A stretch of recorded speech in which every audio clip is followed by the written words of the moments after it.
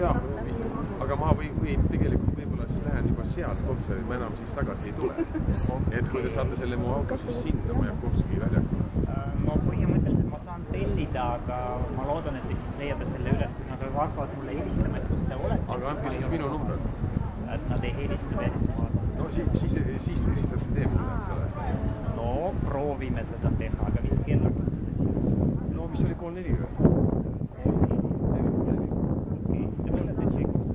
Tšaikovski kontserdi saanud, see on nii, seal on see välja.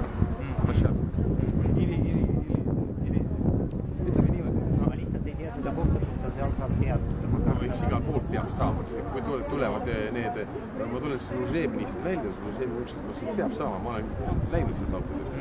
Lihtsalt, kui ta kirjutab, täpselt 3:04 seal. 3:04 seal Služebni, see on siis Tverskaja. Mitte selle Tverskaja, eks ole. Okei, aga check-in? Ei, ma tulen kell 12.